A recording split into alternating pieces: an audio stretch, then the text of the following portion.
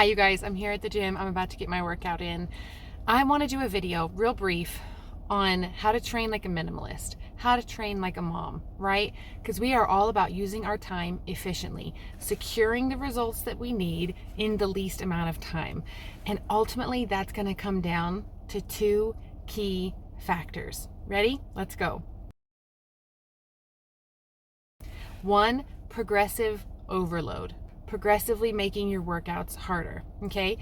When you do lunges, I'll often see women holding 10-pound dumbbells and doing lunges. My bags of groceries weigh more than 10 pounds. My children weigh more than those two dumbbells together, 20 pounds. One of them's 37 pounds and one of them's almost 60 pounds. We need to be able to carry them. We need to be able to safely get them where they need to go and bring our groceries in, move furniture around. Our lives require movement. So why are we coming to the gym and expecting these 10-pound dumbbells to change our body? Now, if you're just starting, of course, start with the weight that works for you, and that very might well be the 10-pound dumbbells, especially for a challenging move like lateral raises. You're not going to be able to go heavy with that, but your legs, ladies, can handle a ton of weight, and that weight is what's going to secure the changes that you want to see. You want those strong Carrie Underwood defined legs, lift heavy, right? You want to get curves that maybe you lost during pregnancy, lift heavy. Okay, and I'm not saying go crazy in the gym your very first day. Start at a weight that feels challenging. You can complete maybe 10 to 12 reps, and then the next week add 5 to 10 pounds on that weight. If you can't hit 8 reps, then you've gone too heavy. Go back down the next set. But if you can hit more than 12 without failing, then that weight is way too light for you. And in order to get the results you want to see, you want to be progressively increasing the weight that you're doing. So let's say I'm curling 20 pounds, right? Next week, I may not be ready to go up in weight to 25 pounds, but I can go from 10 reps, curl the dumbbell for 10 repetitions, to next week curling it for 11, curling it for 12, or introducing a hold and just holding it in between each, rep. And by making it progressively harder every week, that's what's going to grow your muscles. So what that means is you need to have a plan and stick to it. And I would say have every Monday be legs, every Thursday be legs, and then pick, do you want to do one upper body day and do, your back and your chest together, or do you want to focus and have just chest and maybe triceps and then just back and maybe biceps? How many days a week do you want to work? But pick the workout split that you want, and then have every Monday be the exact same workout. For example, today I will do hamstring curls as my warm-up. I will do heavy leg press as my intense set, and then I will burn the muscles out with Bulgarian split squats and goblet squats, and then I will do leg extensions as just that last pump to get my quads nice and exhausted, and I may do calves as well. So I do that every Monday. This week I'm doing it on a Tuesday because the time change, my kids did not sleep well, and I didn't feel like I had it in me to come and push the way I need to push on the leg press. When I first started working out, the heaviest dumbbells I had was a set of 25-pound dumbbells, so two 25-pound dumbbells. So that meant the heaviest I could squat was 50 pounds. Once I got that plateau, my muscles stopped growing, because my muscles were like, oh, okay, I can squat your body weight plus 50 pounds. And then I was done. My muscles stopped growing. But in January, this gym opened up near my house. It's very affordable. So I've been coming here, and every week since January, I've gone up in the number of reps I do or the weight that I do. And I have the most definition in my body that I've ever had. And I'm really thankful for that. And so I would even say, if you're a mom trying to be efficient with your time, a minimalist trying to be efficient with your time, your resources, consider a gym membership, because if you were to try to buy everything that you need, it can be quite difficult. Now, if you do want to buy it, a barbell, It doesn't have to be the full length one, you know, a barbell that you can put weights on and then hold on the back of your shoulders. And then you can squat with it, you can lunge with it, you can curl with it, you can row with it to hit your back, you can chest press and hit your chest. You can hit your whole body with a barbell. And then because you can adjust the weights on either end, you're able to progressively get heavier. And those plates are surprisingly cheap. It doesn't have to be the new, you know, heavy plates you see like Rogue Fitness using. It can be garage sale, right? It doesn't have to look pretty to be effective. But that barbell is going to be your best friend because you can make it work for any part of your body, and you can continually be adjusting the weight that you need on it. So that would be my recommendation. Pick one workout for each body part and repeat it. Or you could do an A and B day if you want to do full body days.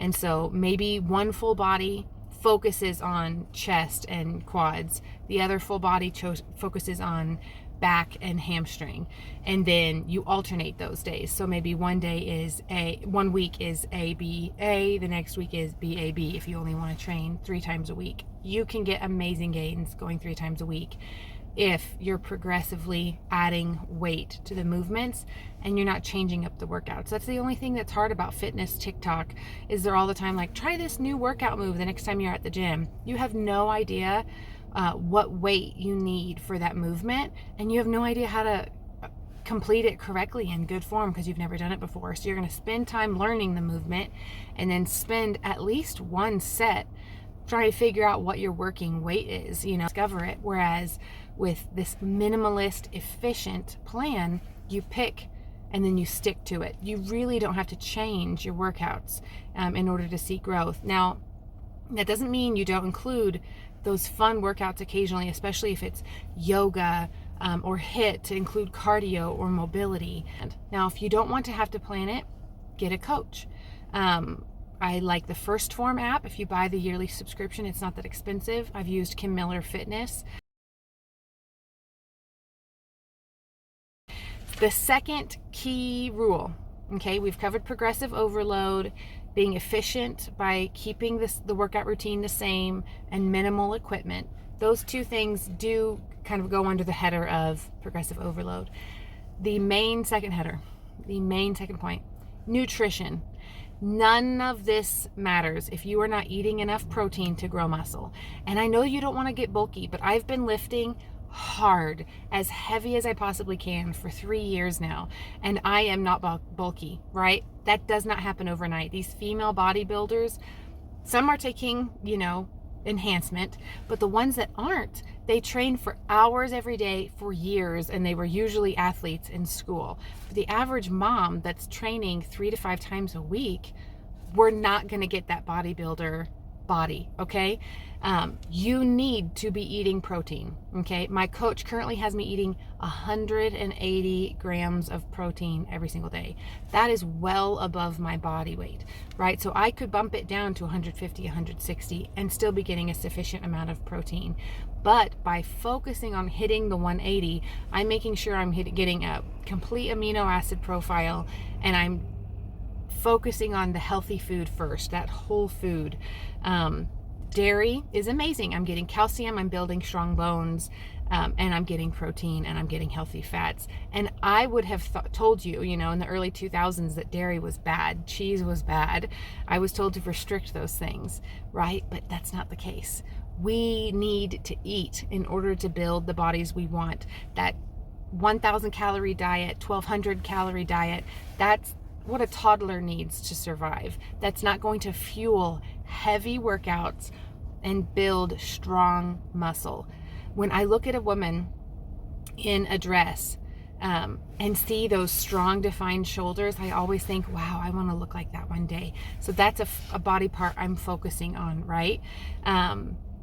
There is the ability to sculpt the figure that you want. I know a lot of workout videos are focused on building a backside, and I think that that's great. If that's what you want, if that's the figure that you want, you can build it.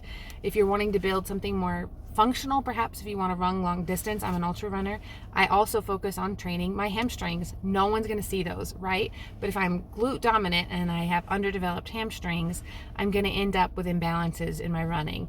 Same with quads. I need a well-rounded physique, lower body wise, in order to run the distances that I'm running, and it's giving me the body shape that I want. I've put on shorts in these warm spring days, and I'm loving the way that my legs look in them, right? I'm wearing dresses and I'm loving the way my curves look in my dress. I'm able to feel more confident in my body, even though I've survived multiple pregnancy and years of breastfeeding. There is amazing change when you're focused on consistency, right? If I go hard and heavy in January and then stop the rest of the year, all that work in January will have been wasted. So instead, let me start moderately and be progressive in how much I'm lifting, right?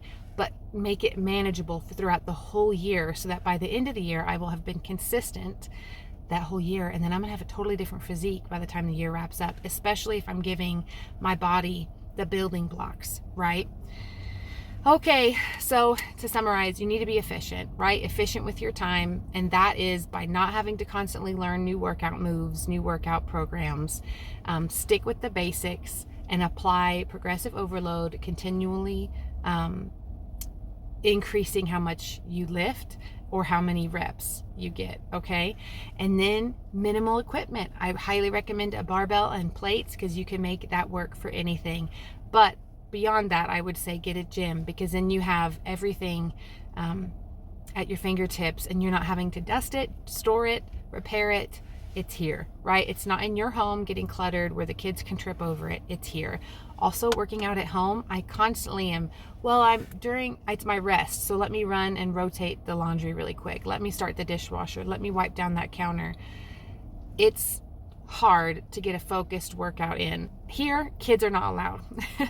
So I am able to get a very effective workout done in a very short amount of time. Eat a gram of protein per healthy pound of body weight, or if you're not, or per pound of body weight. It doesn't necessarily have to be per healthy, because I'm eating far above my body weight right now, and it's giving me the results that I want to see. Also, don't be afraid of maintenance calories. You really shouldn't be in a deficit longer than 8 to 12 weeks. Once you've hit that 12-week mark, all you've done is decrease your metabolism. You need to build it back up, and then you can come back again later and try to lose a little bit more.